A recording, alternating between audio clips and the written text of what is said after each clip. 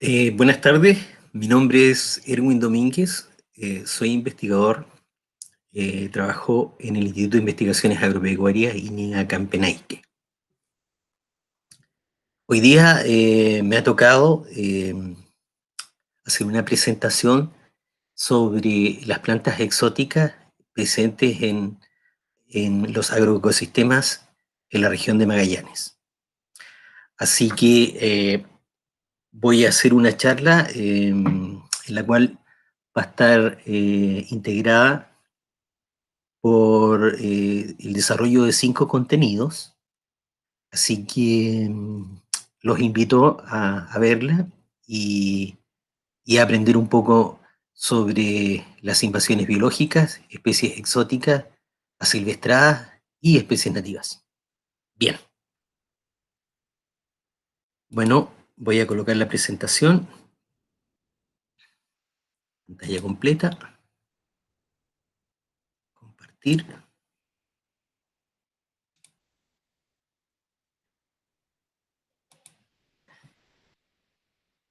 La verdad que no sé si ustedes están viendo lo mismo que yo. Vamos a ocultar eso. Ok. Bueno, como les comentaba, esta presentación tiene como título Plantas exóticas presentes en los agroecosistemas en Magallanes. Mi nombre es, como vuelvo a reiterar, es Erwin Domínguez, trabajo en el Instituto de Investigaciones Agropecuarias, INEA Campenaique, nosotros estamos ubicados en Angamo 1056, y ahí está mi correo por si alguien está interesado de pronto en comunicarse conmigo o, o, o hacer alguna pregunta o escribirme para saber alguna cosa más específica. Bueno, el contenido de esta presentación tiene 5 ejes temáticos. Vamos a abordar primero la historia de invasiones biológicas, después nos vamos a ir al diagnóstico para Chile respecto a las invasiones biológicas y por qué estudiar las especies exóticas invasoras. Luego vamos a hacer una presentación de un estudio de caso eh, específico para la región de Magallanes y finalmente vamos a terminar la presentación con un barniz sobre el conocimiento que se tiene de las especies exóticas e invasoras presentes en las áreas protegidas. Bien.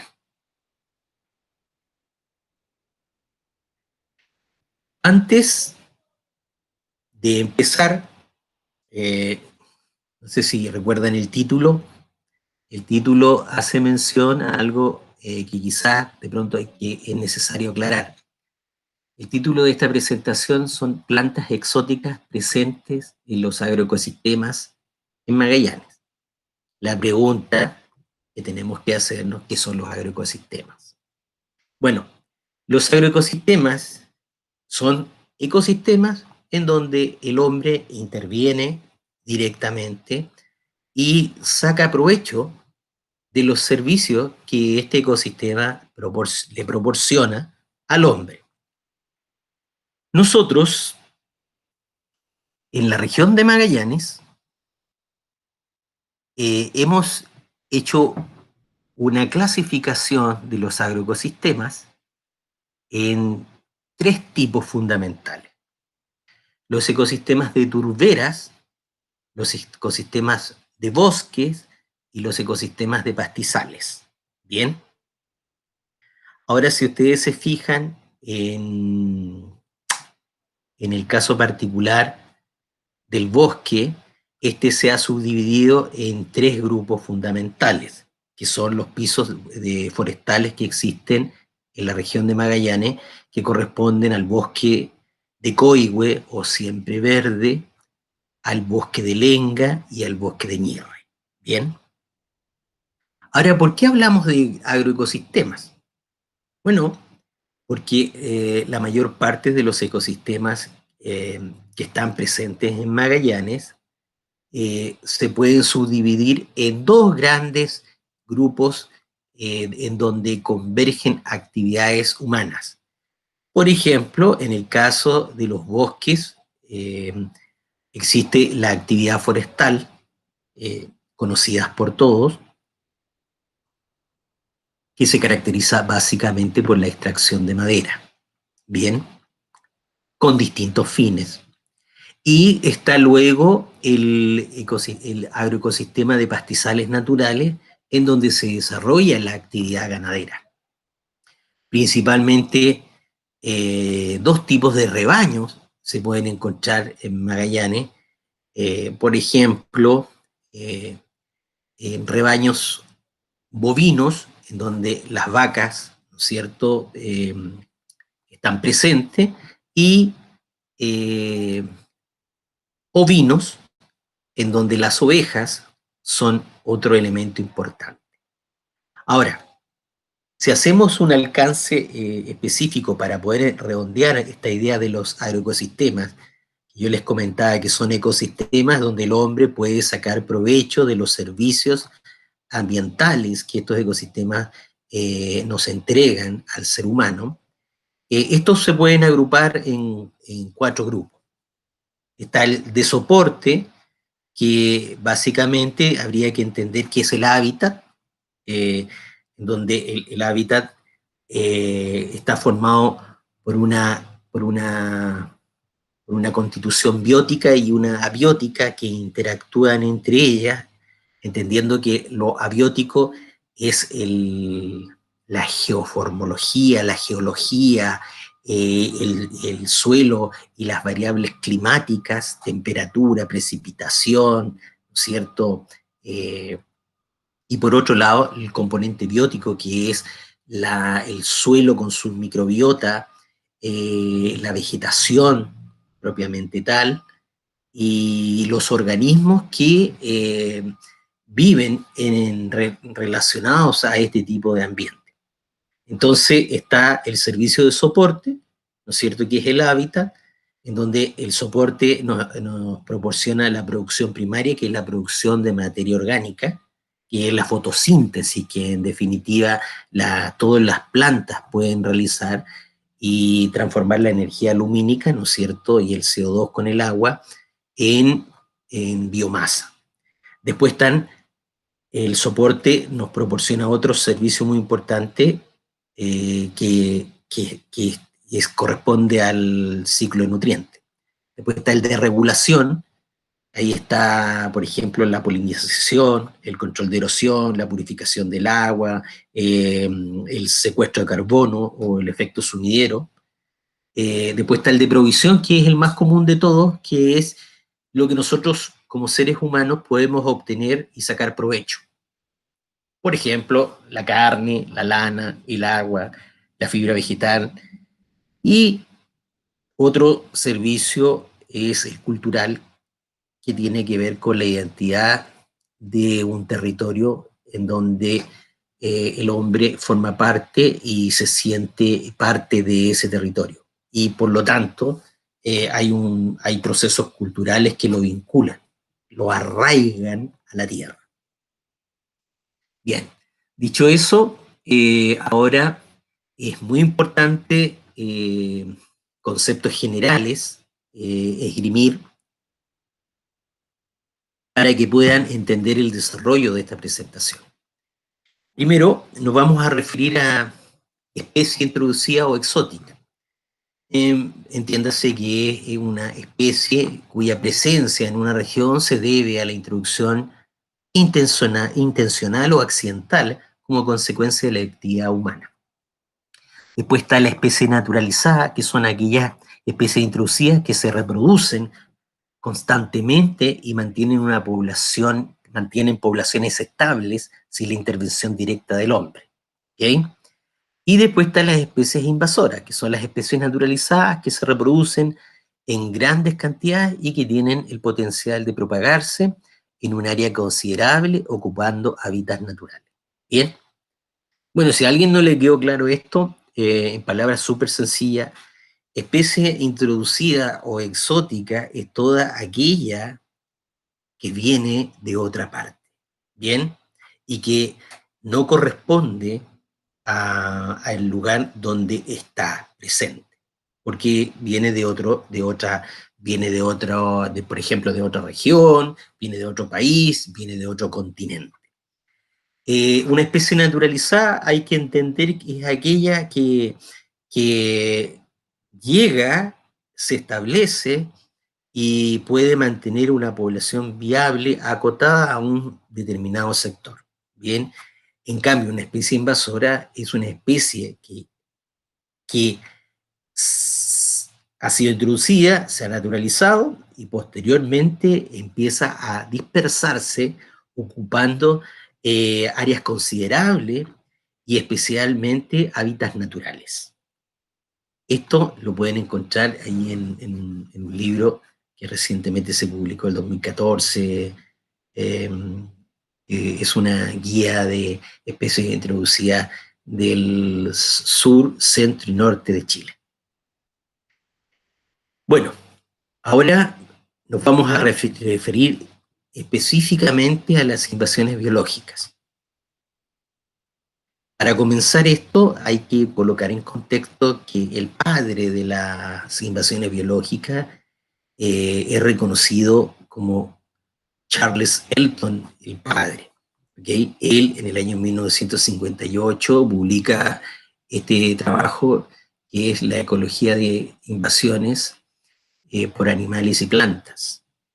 Bueno, en esa época, posguerra, Elton toma varios conceptos posguerra y los esgrime para relacionarlos al efecto que tienen los animales y las plantas sobre los ecosistemas. ¿Okay? Y él se da cuenta que existe una relación interesante entre el ambiente al que una especie va a convertirse en invasora y, y las características de este invasor y cómo se comporta. Bueno, en esa época, en 1958, ustedes deben imaginarse que esta publicación fue toda una novedad y la verdad que pasó desapercibida, porque muchos no encontraban que era una amenaza para el hombre y no consideraban así que podía llegar a convertirse en algo tan importante, que son las invasiones biológicas y el impacto que puedan generar sobre, sobre los ecosistemas, sobre su biodiversidad y especialmente sobre las actividades humanas. Ahí en el gráfico se puede apreciar claramente que se ve el número de publicaciones desde 1980, que empiezan a escribirse las primeras publicaciones científicas y más o menos ya desde el 2000 se aprecia claramente un crecimiento constante y acelerado de número de publicaciones relacionadas justamente a este tema. Ahora,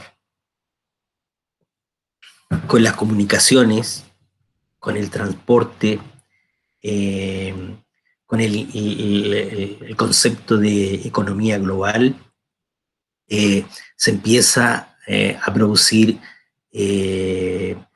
procesos de introducción de especies, a veces intencional y muchas veces accidental.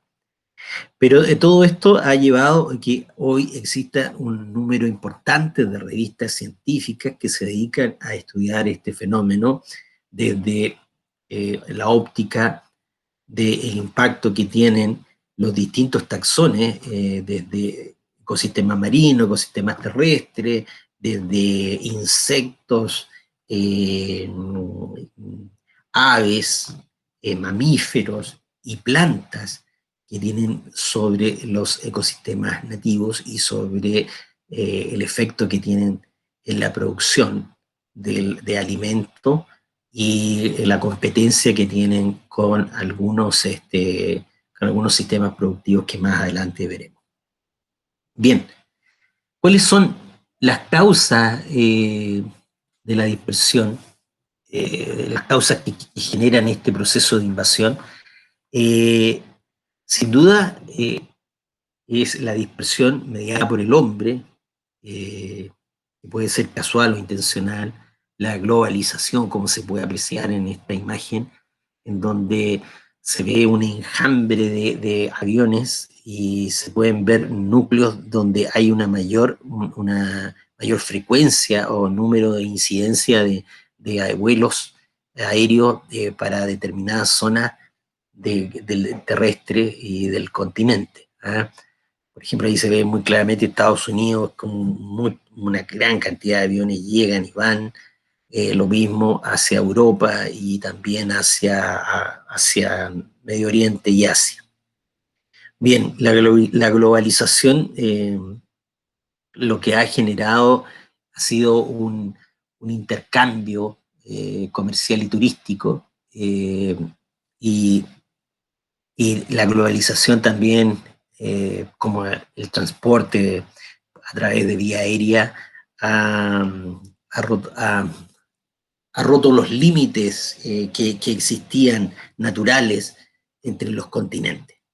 ¿Okay? O sea, antes eran para los organismos infranqueables pensar en cruzar una cordillera o un campo de hielo, un océano, y ya la verdad que por el mismo efecto que genera el hombre, al transportar a estos organismos en forma accidental o intencional, ha llevado a una completa globalización. También hay que agregar que un factor importante en que ocurra, para que ocurra esto es sin duda el aumento de los ecosistemas perturbados. Eh, Esto generalmente provocado por el hombre, en donde los incendios son un elemento muy importante. ¿Okay? También la fragmentación de los ecosistemas, la generación de carreteras, la construcción de complejos inmobiliarios, la alteración de los cursos y de las cuencas hídricas, principalmente de humedales, en fin.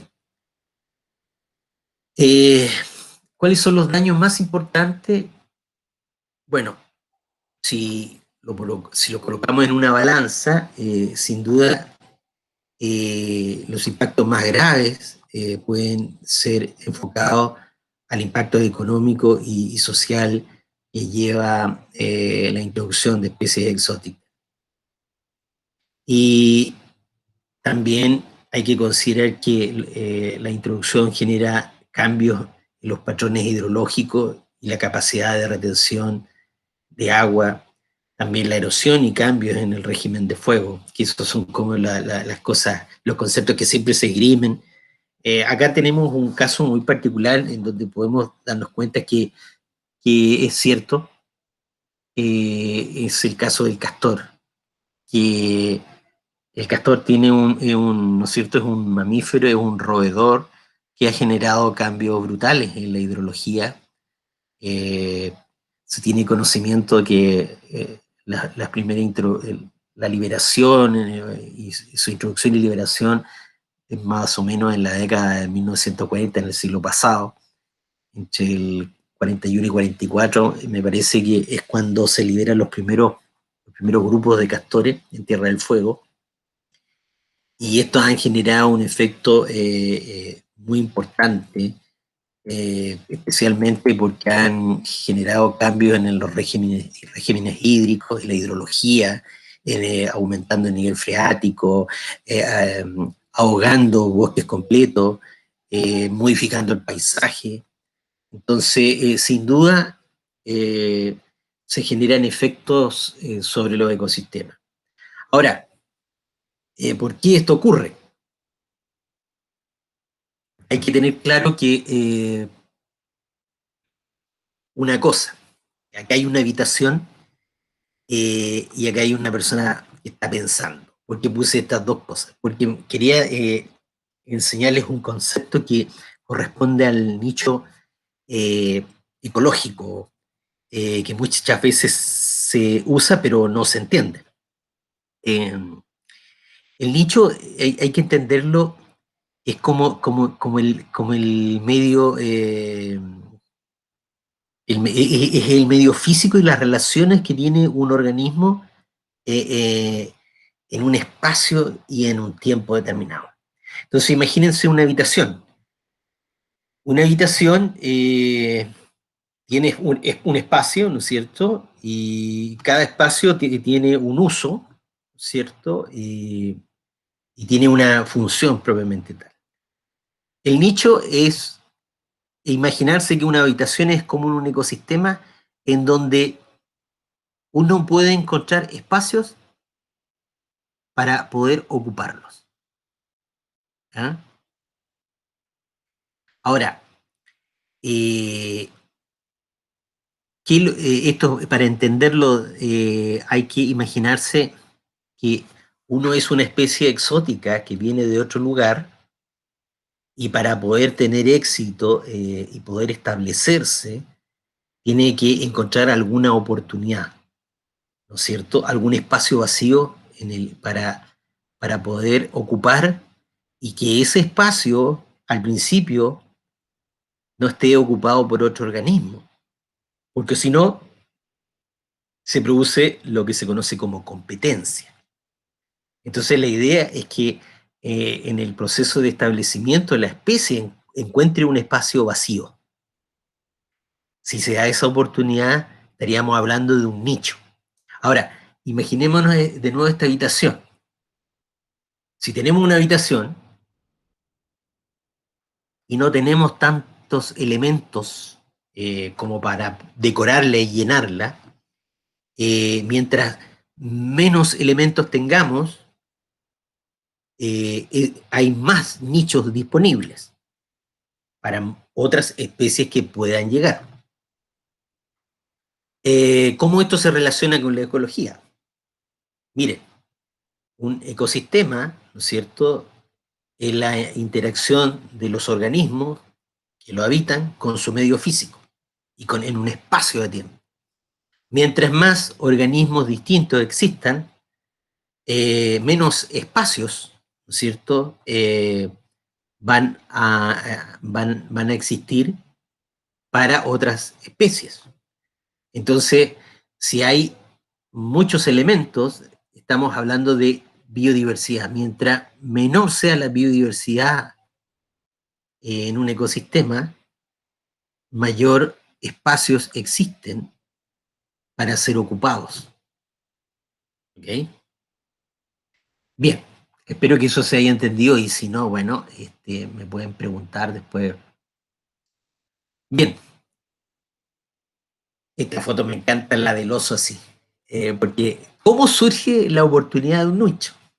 Bueno, generalmente ya entendieron que era una habitación, ¿no es cierto?, donde existen espacios en donde uno puede ocuparlo, eh, pero también eh, eh, es súper importante que cuando uno llega, primero no tenga el espacio, segundo, no tenga con quién competir, ¿okay?, por el mismo espacio, y tercero, que no tenga un enemigo natural, ¿okay?, que pueda afectar mi establecimiento propiamente tal.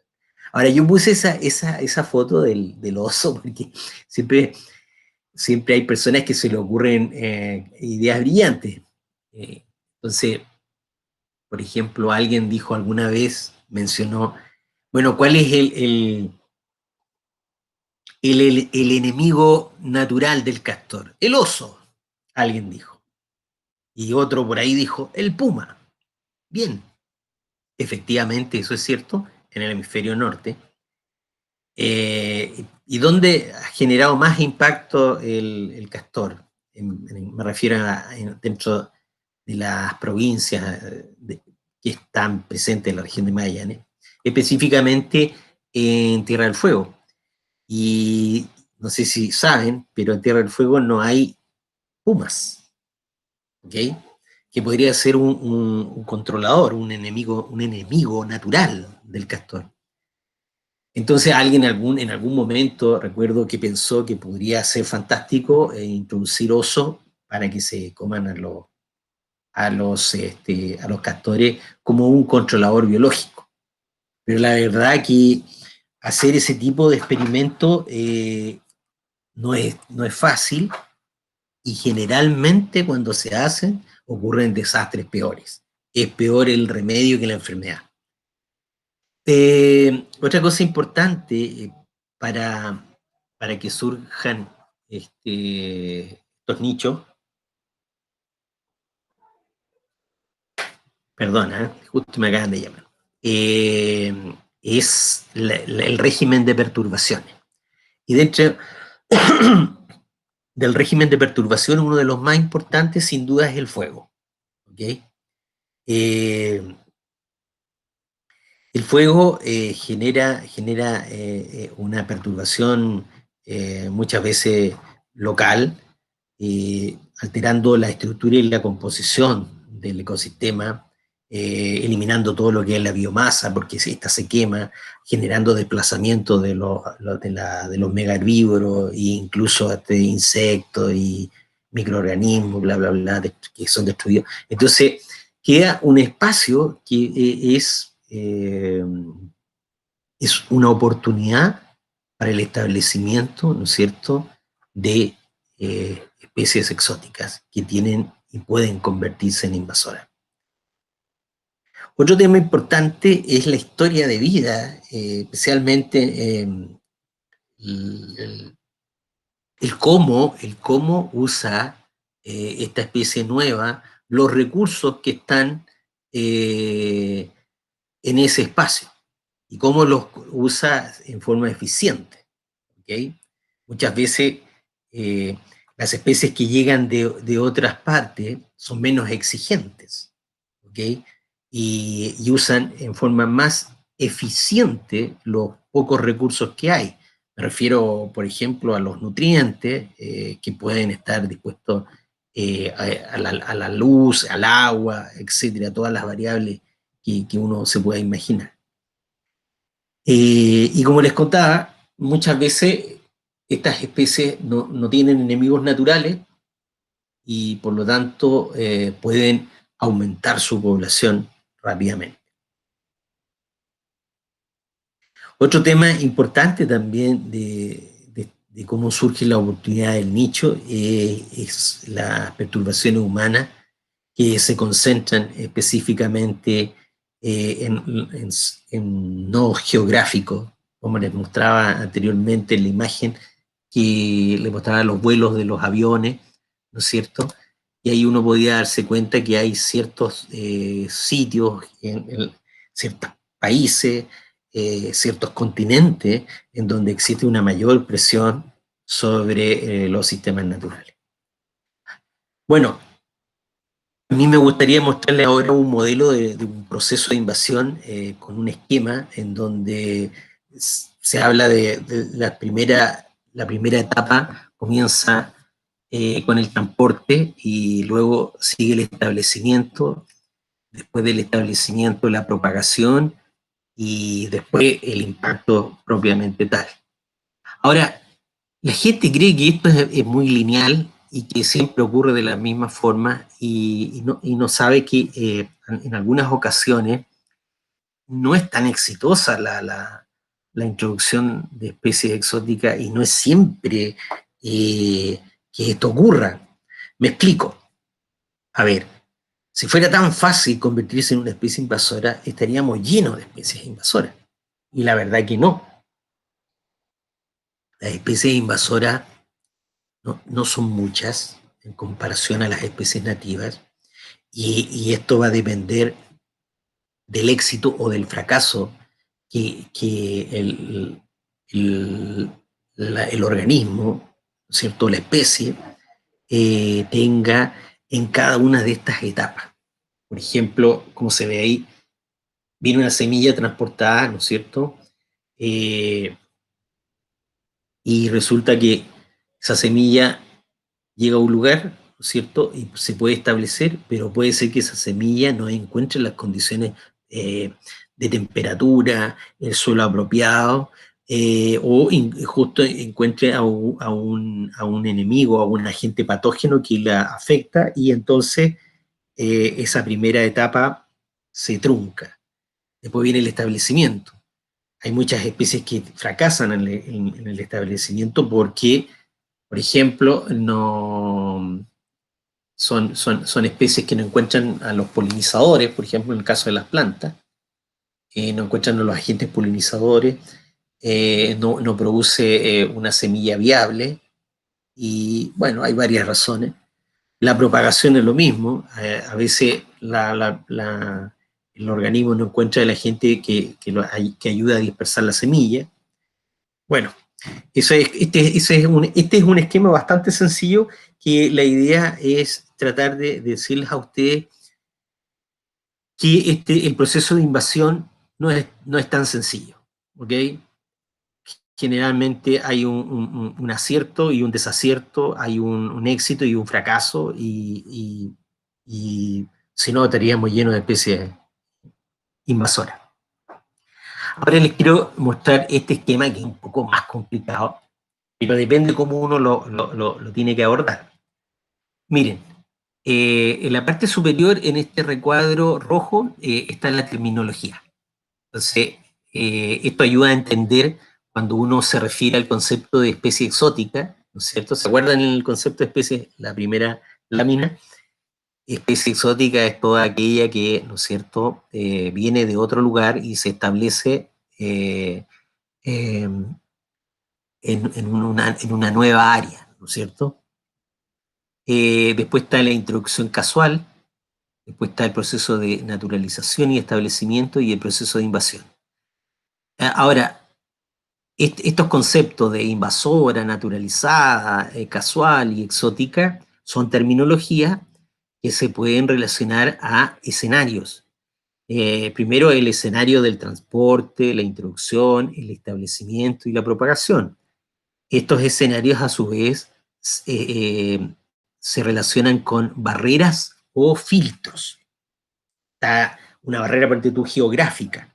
Está una planta en África, y la otra está, y tiene de África, de Sudáfrica llega a Chile, ¿no es cierto? Entonces ahí hay ¿cómo llega? Hay un océano ahí, ¿no es cierto? Que es una barrera geográfica. Ahora, puede llegar por avión, puede llegar por barco. Bien. También hay otras barreras en el cultivo. Si uno ya trae una semilla, ya pasó la barrera geográfica, la cultiva, en el cultivo, esa semilla tiene que encontrar las condiciones favorables del suelo y de los microorganismos que están en el suelo. Tiene que encontrar los nutrientes que le permitan la temperatura, la humedad, la conductividad eléctrica, la humedad del suelo, etcétera. Hay una serie de variables que permitan que la planta pueda desarrollarse, ¿ah? Y pueda desarrollar todos sus aspectos fenológicos, por ejemplo, desde la viabilidad del embrión, la germinación, el desarrollo de la plántula, después el enraizamiento, el desarrollo de la porción aérea, el espigamiento, la inflorescencia, la flor de botón se abre, deja puestas las estructuras, los órganos reproductivos, el polen que encuentre a los óvulos y se produzca la polinización, y ahí generalmente tiene que haber un vector polinizador. Después que eso ocurra, tiene que haber la producción de un fruto con su respectiva semilla, en fin. Y esa semilla cae en el suelo y tiene que sobrevivir. Y ahí hay otra barrera, la sobrevivencia, ¿no es cierto? Y pasar una temporada. Y para pasar esa temporada, obviamente, tiene que pasar un otoño, luego un invierno, y encontrar las condiciones propicias en primavera para poder germinar.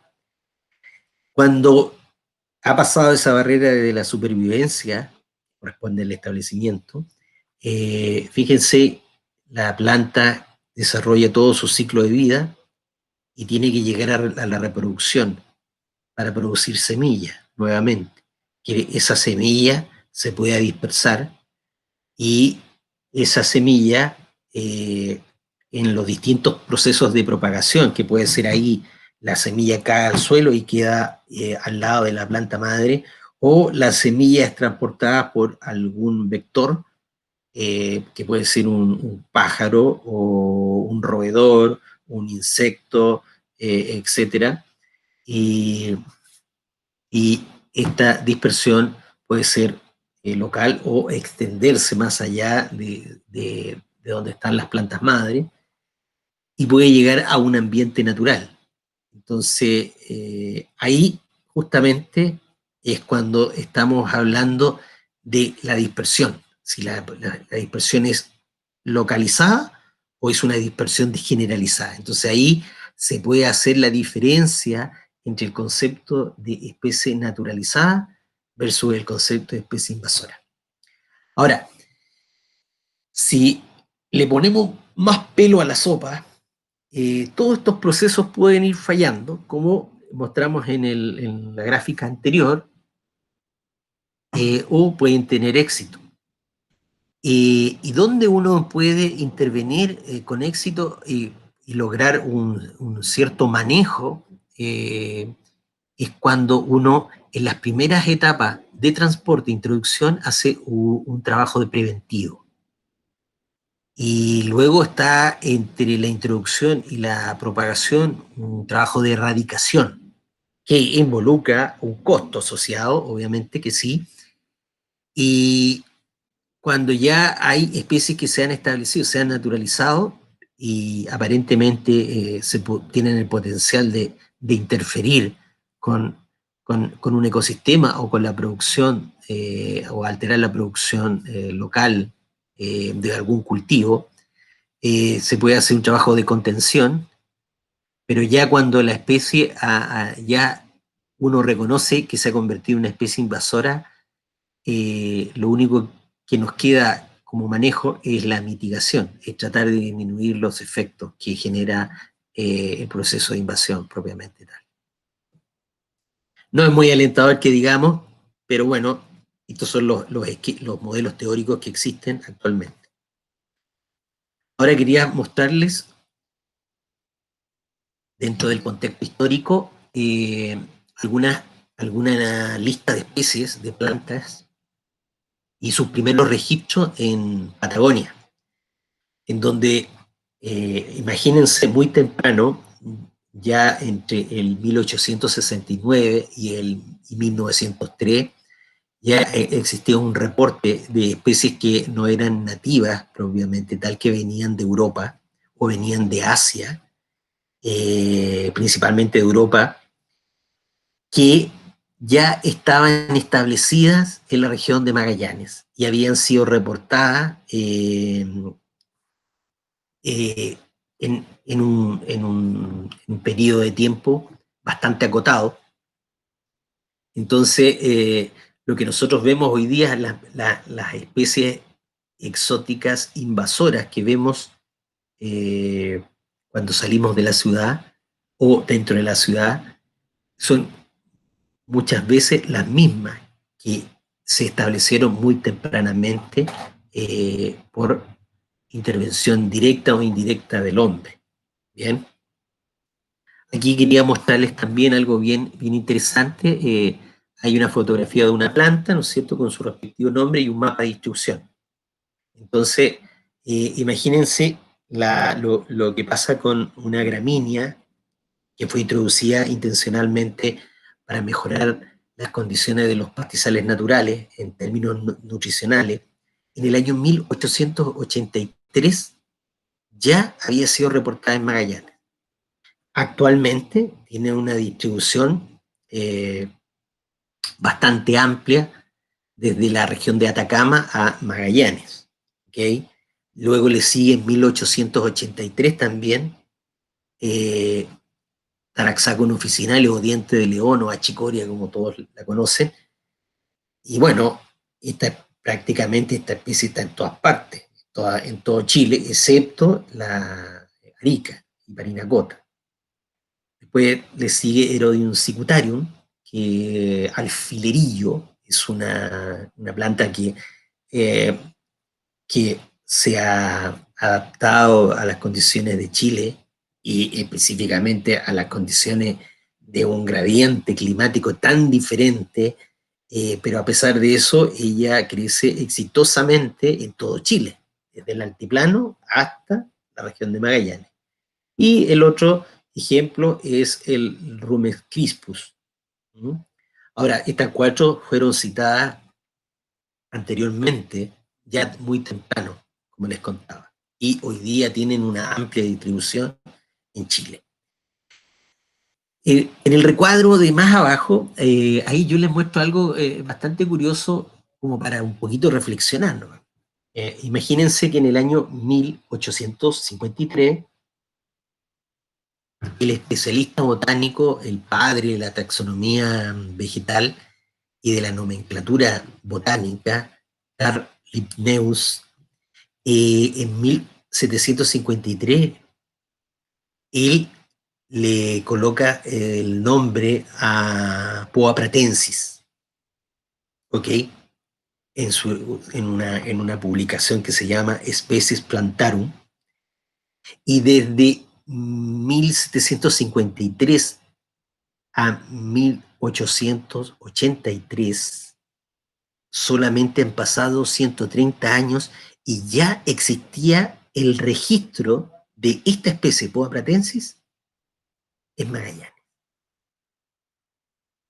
Y en esa época, tienen que imaginarse que la única forma de poder viajar era a través de embarcaciones en forma marítima, que a pesar de lo difícil que era el desplazamiento de naves marinas, ¿no es cierto?, de embarcaciones, a parecer eran muy eficientes en la dispersión intencional o accidental de semillas de plantas con un tremendo potencial invasor.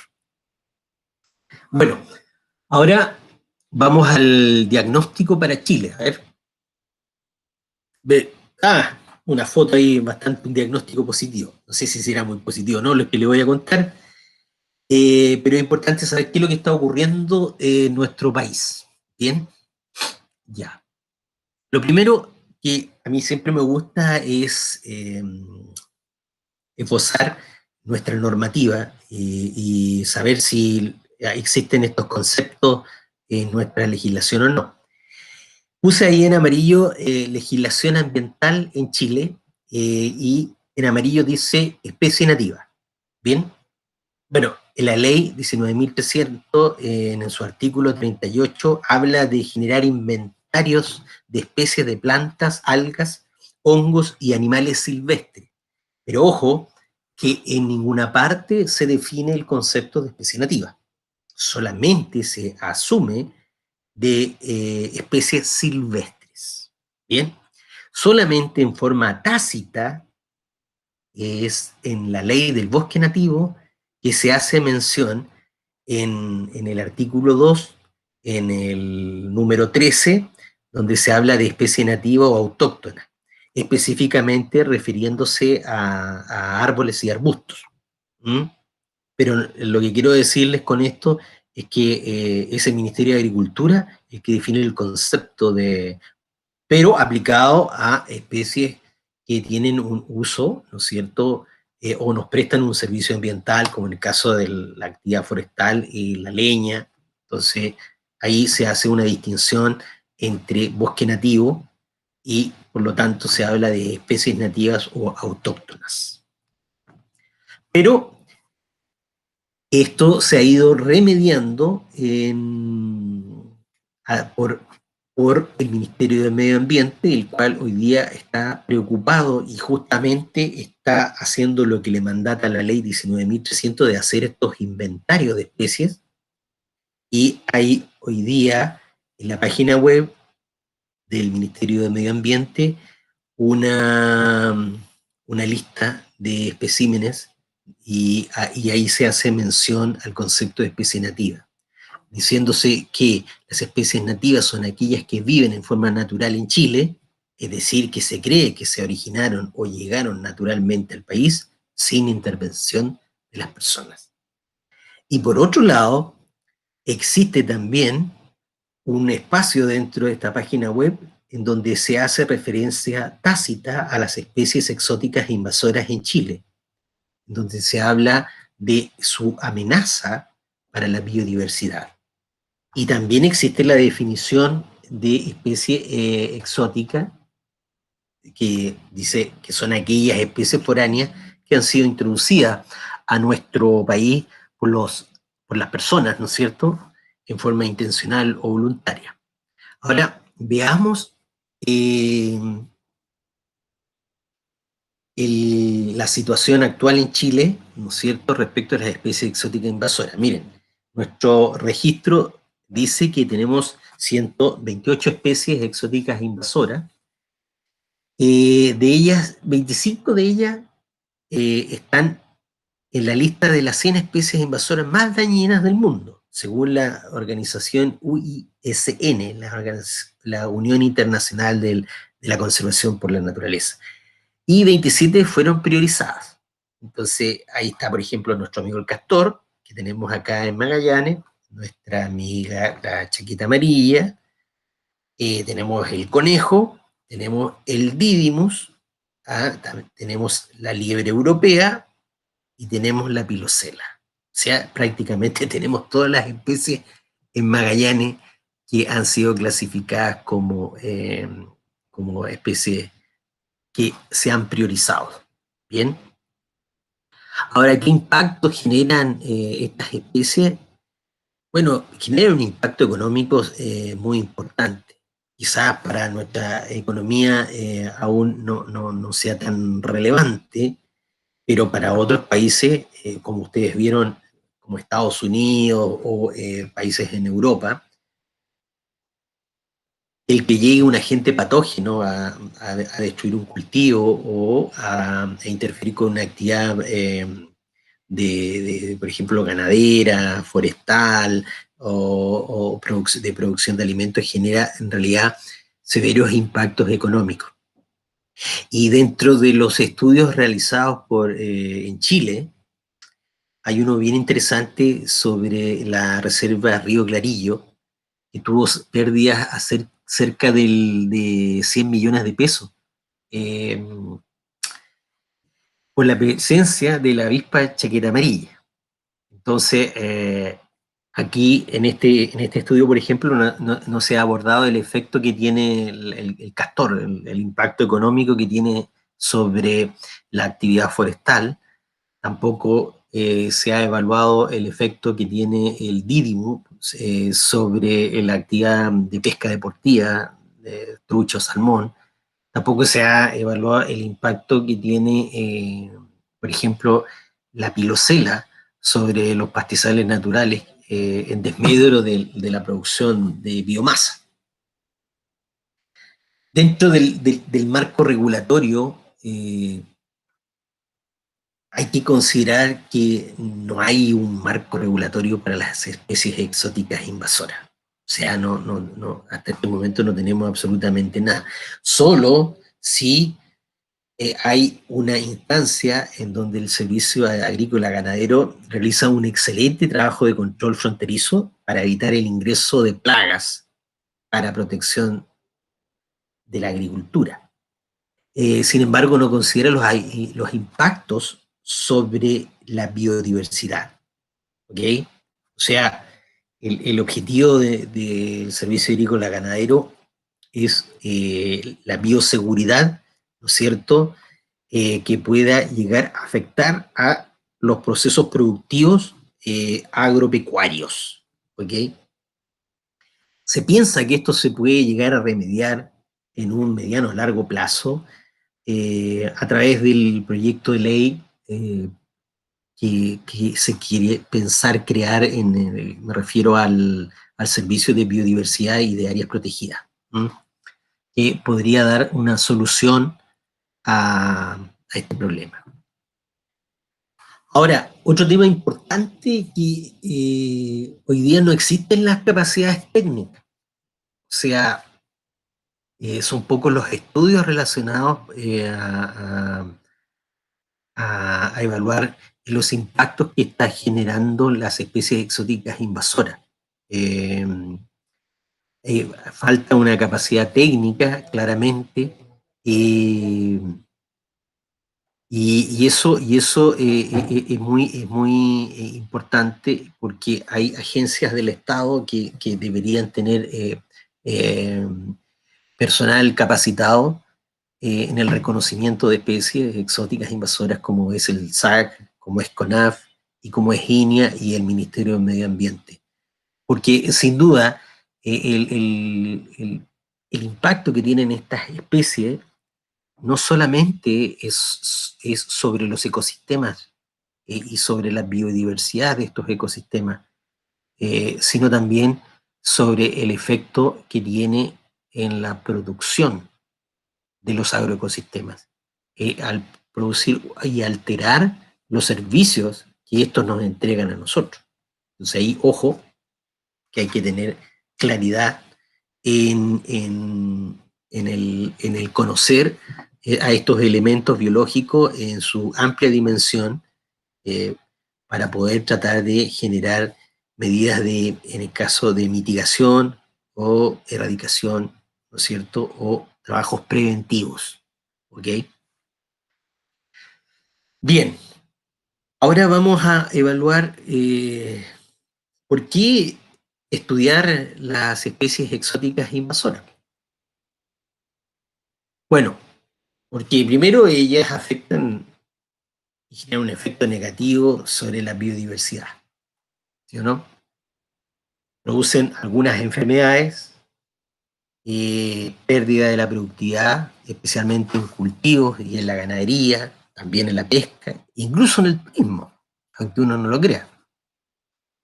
¿Y cuáles son las causas de esto? Bueno, la ausencia de barreras, la sobreexplotación muchas veces de los recursos o, o el incremento del régimen de perturbación. Bien, y eso es muy importante, junto con un nuevo elemento que es mucho más global, que es el cambio climático, que son las alzas de temperatura o las variaciones de la temperatura y de los regímenes de precipitación. Esto ha generado que las invasiones biológicas eh, afecten a las funciones y los servicios ecosistémicos, a la actividad económica, eh, a través de la disminución de la productividad. Así que quizás para uno esto pareciera que es muy lejano, pero si uno tiene un cultivo y tiene botritis, si tiene un cultivo y tiene por ejemplo, una especie que genera defoliación, por ejemplo, en el caso del castor, que, que inunda y produce diques y con el anegamiento mata una gran cantidad de árboles. Entonces hay una serie de intervenciones que son importantes de considerar. Ahora yo les voy a mostrar una desde la óptica de la actividad pecuaria, que muchas veces pasa inadvertido, pero sin embargo es un elemento muy importante, es la presencia de Hieracium pilosella, que es una especie exótica invasora, ¿ok? Que además es considerada una maleza. Yo no quería referirme a este concepto, pero el concepto maleza seguramente ustedes lo van a escuchar o lo deben haber escuchado. El concepto de maleza es un concepto un poco más ambiguo, pero siempre es importante considerarlo porque está relacionado específicamente a la producción. Se habla de maleza aquella especie, sea planta o animal, o sea, en realidad maleza, perdón, eso debería borrarlo. Maleza solamente se hace, menciona a una planta que produce un daño o interfiere con la actividad productiva. Ahora, una maleza puede ser exótica o puede ser nativa. ¿Ok? Ahí está el concepto de que maleza no es un poco ambiguo, pero para un productor, para una persona que se dedica, por ejemplo, a la ganadería, y cuando ve este escenario que corresponde a un, ¿no es cierto?, a una pradera naturalizada, la cual se ve aparentemente degradada por la presencia de esta especie pilosela, la cual se puede reconocer fácilmente por su hoja pilosa, o sea, con pelitos, ¿no es cierto? Lo mismo que los tallos, y ahí hay una característica muy importante, la presencia de tallos que son, que son tallos eh, estoloníferos. Bien, ahí se aprecia claramente la característica de los tallos estoloníferos. No es una planta rizomatosa, sino cuando uno quiere, de pronto se encuentra con alguna especie parecida en apariencia con Genasium pilosela y quiere saber si efectivamente corresponde a esta maleza, basta con colocar la mano entre el suelo y la vegetación y desplazarla a ras del suelo para encontrarse con estos tallos. Y estos tallos nos permiten darnos cuenta inmediatamente que se trata de pilosela.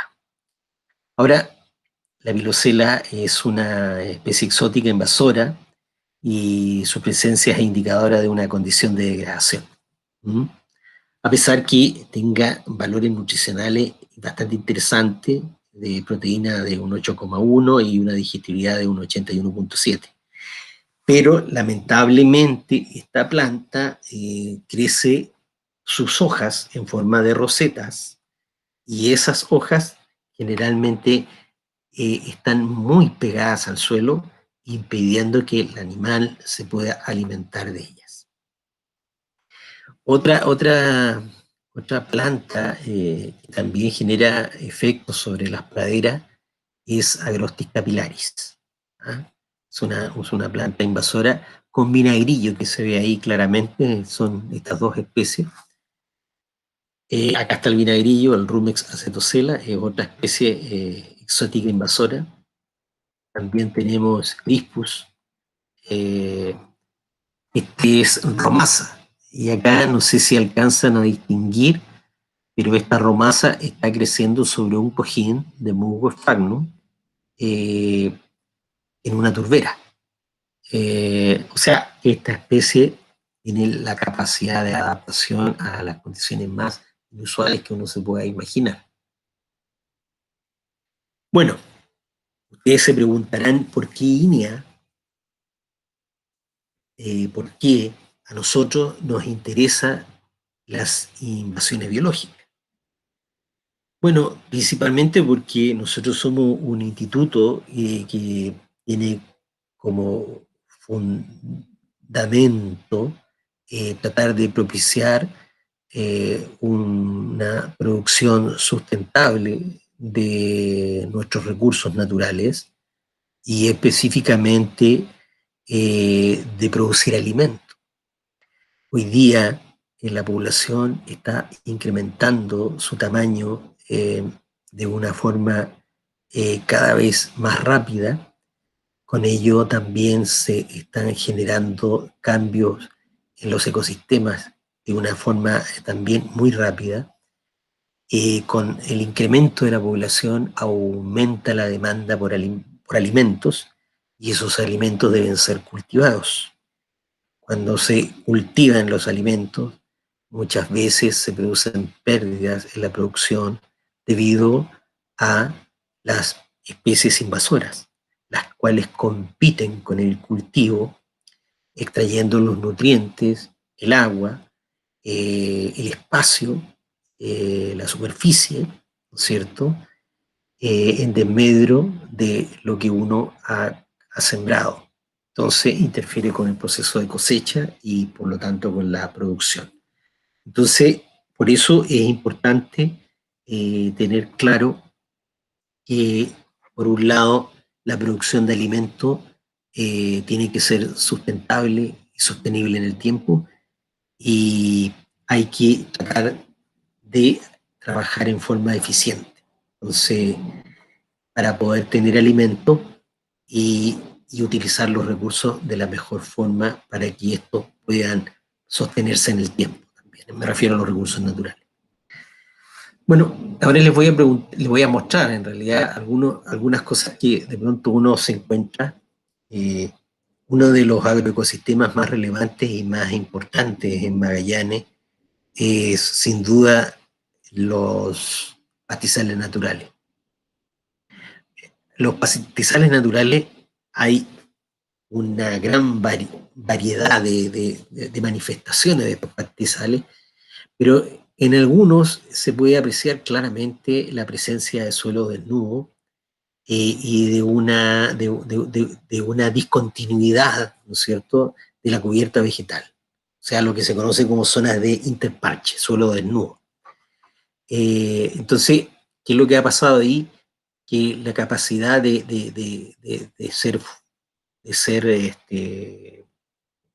sumidero de carbono, que son las plantas, ¿no es cierto?, que secuestran el CO2 y lo transforman en materia orgánica, biomasa, se pierde, existiendo un suelo desnudo que está propenso a la erosión. Ahora, ese suelo desnudo muchas veces es usado por especies exóticas que, que pueden llegar a convertirse en invasoras, como es el caso de Geracium pilosela, al encontrar las condiciones. Al encontrar qué condiciones, condiciones de desequilibrio. Y por eso, generalmente, todas estas cosas de invasiones biológicas se producen porque hay un desbalance, hay una pérdida importante de la continuidad de la cubierta vegetal, de la biodiversidad, una alteración significativa, un régimen de perturbación permanente. Entonces, por eso se produce las invasiones biológicas. En este caso, por ejemplo, acá les muestro un pastizal natural con una cubierta continua de vegetación. Aquí se puede ver claramente coirones eh, en un estado bastante saludable. Estos agroecosistemas son muy importantes para la actividad ganadera y son estratégicos para la generación de alimentos. Acá se puede apreciar, por ejemplo, uno no con las condiciones anteriores, pero se puede apreciar que el suelo por lo menos no está desnudo.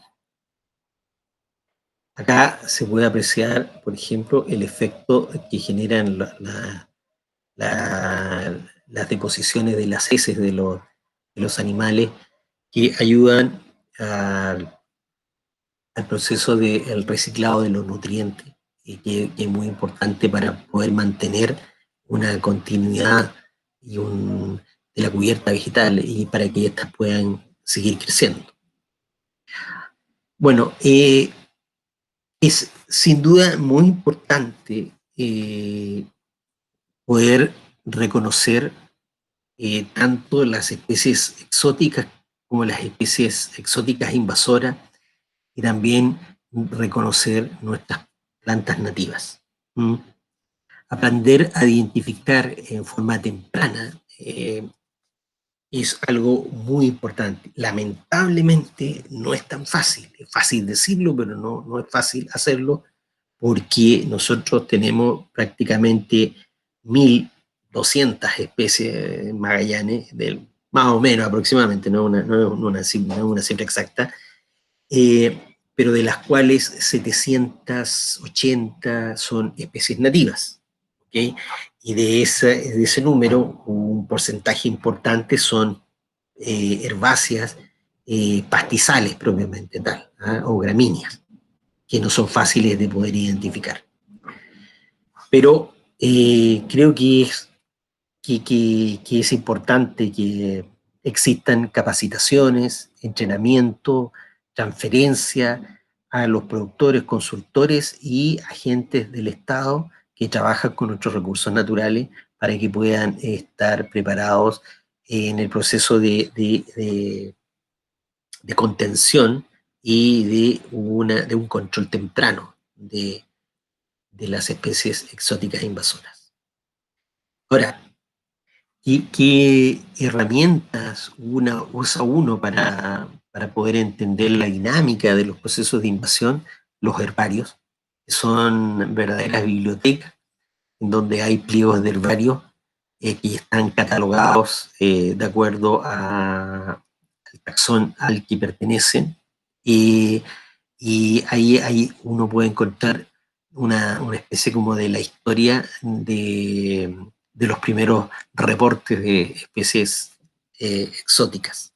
O sea, así uno puede saber a ciencia cierta cuándo llegaron, en qué lugar se establecieron primero y cómo han ido avanzando en su distribución. Bien, ahora vamos a hacer una presentación de un estudio de caso en el cual estamos trabajando específicamente respecto al análisis territorial de plantas exóticas para la región de Magallanes. Bien, el cual tiene 4 objetivos.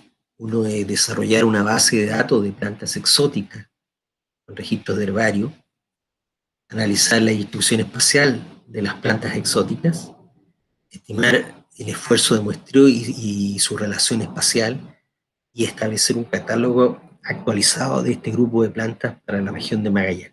Bien. Bueno, también hay otros objetivos que se persiguen, pero ahí los vamos a ir viendo.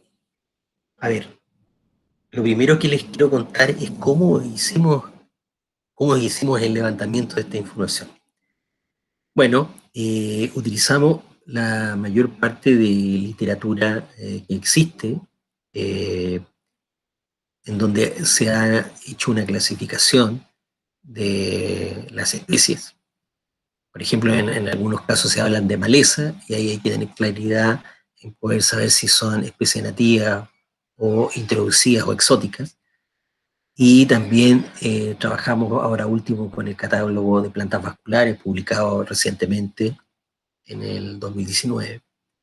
También se trabajaron con bases de datos y con sitios web, como es el Instituto de Botánica de Argüinión y el Museo, eh, y el herbario de la Universidad de Concepción, junto con el herbario del Instituto de Patagonia, con registros del herbario.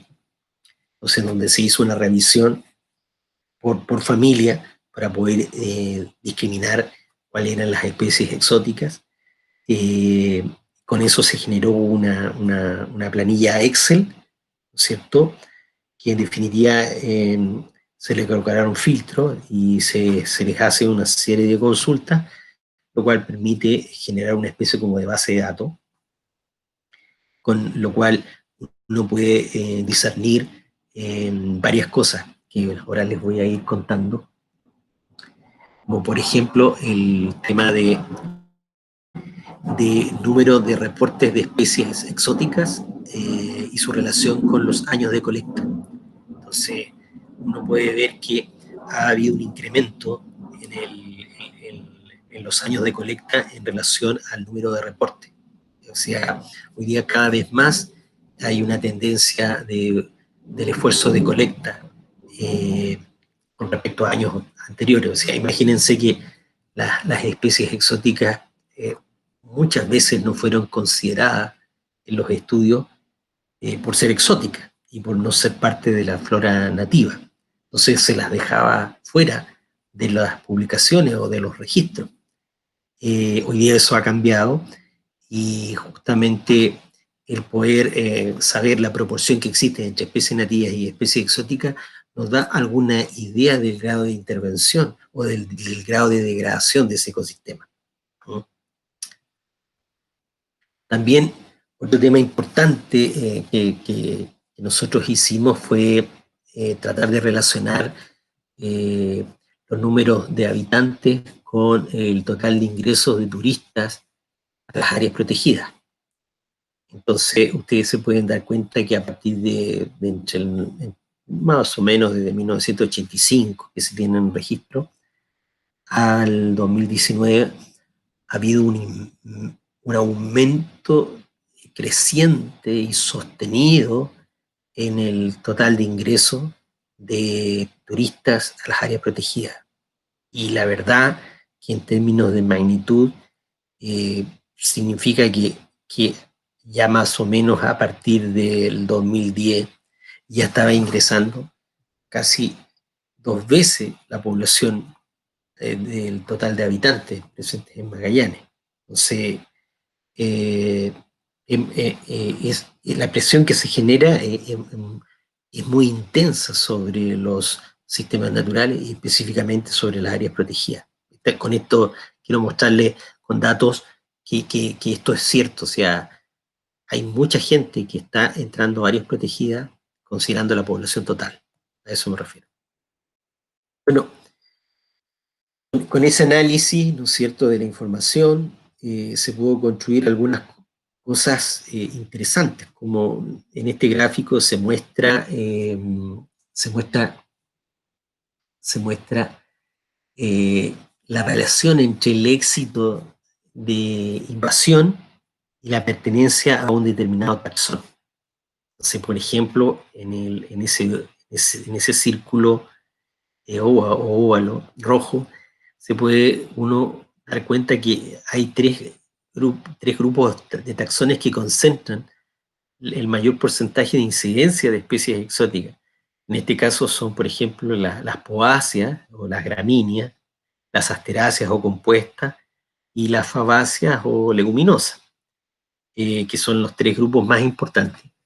Ahora, si uno hace un análisis de por qué puede estar ocurriendo esto, es que la mayor parte de estos tres grupos son relevantes para la actividad ganadera y uno puede relacionar una cierta intencionalidad de que sean justamente gramíneas y junto con Asteraceae y Poaceae, que son muchas veces las que tienen el mayor valor nutricional, fueron introducidas intencionalmente para mejorar la calidad de los pastizales o para el establecimiento de praderas, en el caso de Magallanes. Ahora les voy a mostrar así someramente algunas fotografías de algunas especies que se han convertido en especies exóticas invasoras, pero ojo que eh, depende del agroecosistema, estas especies no son tan negativas, como por ejemplo en este caso es Poa pratensis, una planta que fue introducida desde Europa para mejorar la calidad de la pastura, y esta especie se ha adaptado muy bien y hoy día tú la puedes encontrar prácticamente en toda la zona de pastizales naturales de uso ganadero, ¿ok? Y muchos ganaderos la utilizan como una planta indicadora de la calidad del pastizal propiamente tal. La presencia de esta planta, de esta gramínea, es muy importante para la actividad ganadera, principalmente para ver el concepto de nutrición de los animales. Hay otra, por ejemplo, como el pastobillo. El pastobillo también es un tipo de pasto que ha sido establecido en praderas a través de la siembra, junto con treol. El Orculanatus es otra especie que forma parte de las praderas naturalizadas. Hay que entender el concepto cuando hablo de praderas naturalizadas con pastizales naturales, son dos cosas distintas. Las praderas naturalizadas son aquellos lugares en donde ha habido un régimen de perturbación severo, en donde el hombre ha intervenido, ¿no es cierto?, ha dado vuelta a la tierra, ha hecho un trabajo agronómico y ha sembrado, ¿no es cierto?, plantas para que crezcan ahí con alto valor nutricional. Bien. Después, muchas veces estas siembras son abandonadas y se transforman en una pradera naturalizada, que ya no tiene la asistencia del hombre, ya el hombre no la fertiliza, ni sigue interviniendo el suelo, ni agregando especies, sino que sigue una dinámica natural. Otra especie exótica invasora, creo que la reina de las especies exóticas invasoras es Magallanes, la que uno la puede encontrar en muchas partes, desde la zona archipelágica hasta la zona de pastizales cerca de la frontera, con Monte Aymon, en Tierra del Fuego, en Isla Navarino, no sé, en todas partes, es Taraxacum officinale. ¿Mm? Otra es Plantago lanceolata, es también una planta muy común.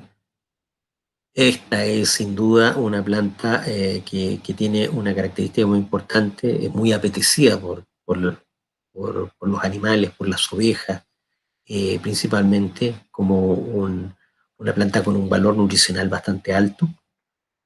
También hay otras que no lo son, eh, como por ejemplo Giraceum prealtum, que tiene un valor nutricional bastante alto, pero hay otras que están emparentadas con ella, que es Giraceum pilosella, que ese tiene un valor bajo, porque además tiene un tema, como les comenté hace un rato, que las hojas de estas plantas crecen pegadas al suelo, entonces el animal solamente se puede alimentar de la flor, del escapo floral, pero no así de las hojas, por estar pegadas al suelo.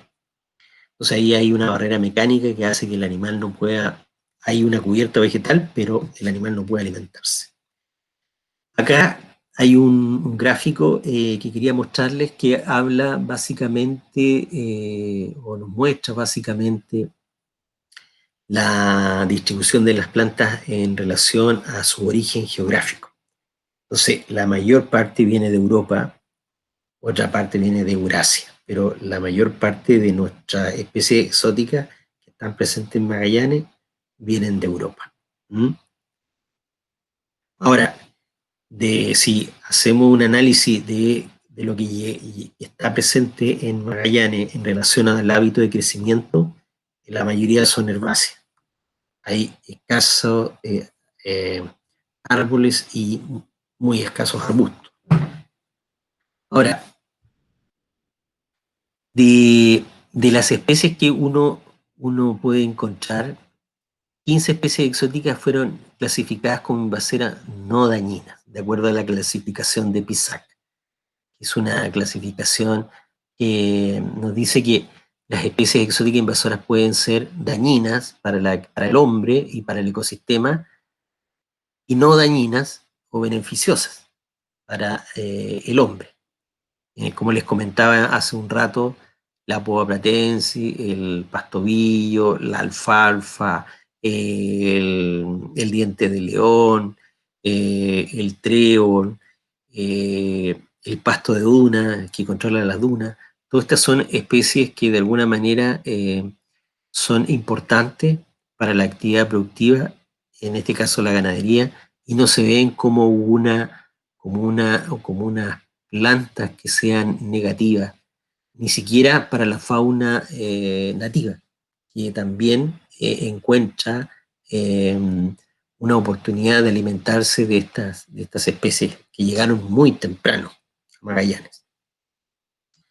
Acá les quería mostrar un mapa de la distribución por provincia de las plantas exóticas, donde se ve claramente un gradiente de la provincia de Magallanes, es la que concentra el mayor número de registros y el mayor número de especies. Luego le sigue Última Esperanza. También acá hay un dato curioso, que en la Antártica, en la península Bernardo Higgins, y Molina y Montenegro en el 2015 reportan a la especie invasora Po annua, que es una especie que, que hoy día está presente en la Antártica. ¿Mm? Es como para reflexionar. Hay tres plantas, o sea, hay dos plantas vasculares reconocidas.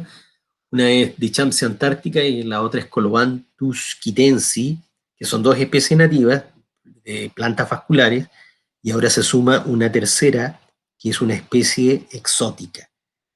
Y es una especie exótica invasora. Así que imagínense la capacidad de adaptación que tiene esta planta para soportar el régimen climático, las temperaturas severas que hay en la Antártica, pero ahí está creciendo. Ahora, en esta imagen, quería mostrarle, en este mapa, quería mostrarle las áreas protegidas y la incidencia de la distribución de registro. Por ejemplo, El mayor número de registros, de intensidad de registro de esfuerzo muestreo propiamente tal, ha sido para el Parque Nacional Torres del Paine. Ahí pueden ver 252.447. Perdón, son el número de visitas. Y el número de registro de especies es 259. Y el total de especies es 90. O sea, es el parque o la área protegida de la región de Magallanes que presenta el número más alto de especies exóticas. ¿Ok? Es el único propiamente tal que tiene un catálogo de especies exóticas introducidas en Magallanes. Después, este muestra la distribución y el número de registro de las especies exóticas por formación vegetal, donde se puede ver que las estepas y pastizales tienen 692 registros y luego le sigue el matorral arborescente con 134. Ese matorral arborescente son las matas que hay en mata de romerillo, etc. Aquí, en este estudio se puede sacar algunas conclusiones modestas.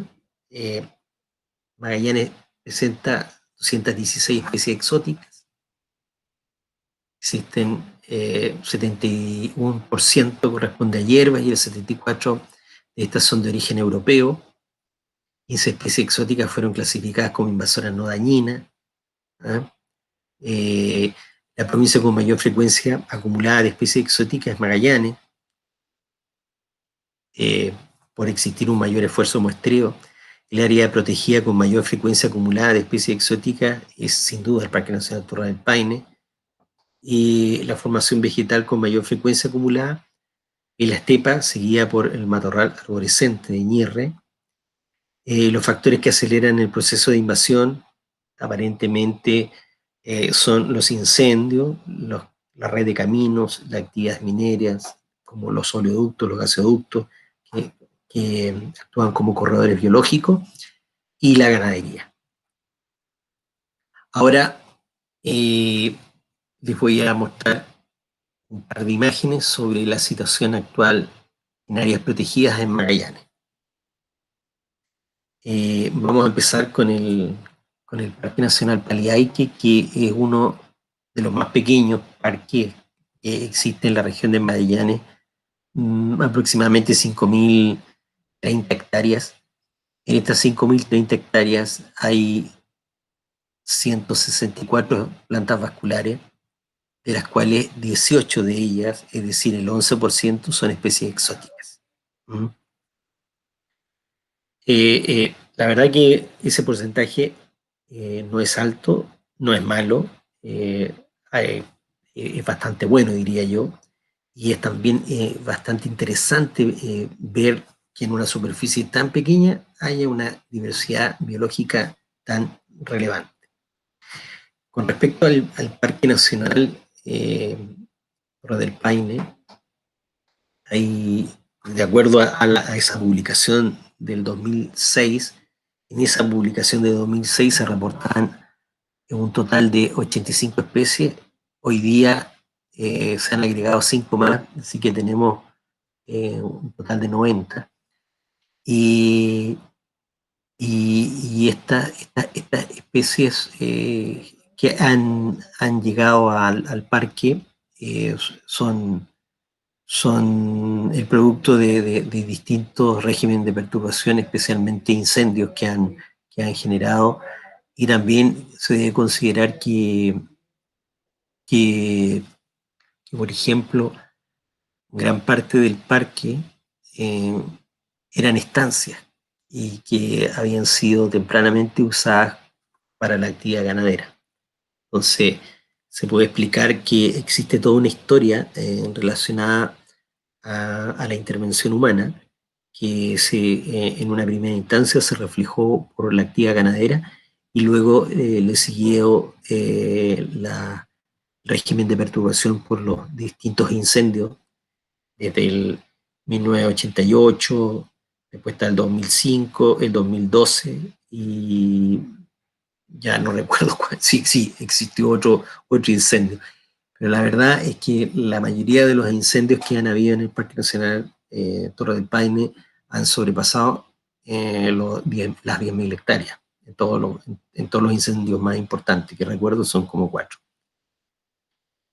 Por otro lado está el Monumento Cueva Natural del Milodón, en donde ahí se encontraron 90 especies y de ellas 18 corresponden a especies exóticas. ¿Mm? Y de acuerdo al estatus de invasión, 3 especies son clasificadas como invasoras, y 4 naturalizadas y una casual. Esto de acuerdo a una publicación que se hizo en el 2010. Para el área marítima costera protegida Francisco Coloana, que es un área que representa la zona archipelágica, ahí se hizo también un estudio, se hizo un estudio florístico y también de vegetación, y en esa oportunidad se pudo reconocer la presencia de 120 especies, y de ellas 6 corresponden a especies exóticas que representan el 5%. La verdad que es pequeño es pequeño el número de especies. Después está el Parque Nacional Bernardo Higgins. En el Parque Nacional Bernardo Higgins se hizo un levantamiento. Tengo que mencionar que el Parque Bernardo Higgins es no recuerdo muy bien, pero me parece que es el 4º parque más grande del mundo.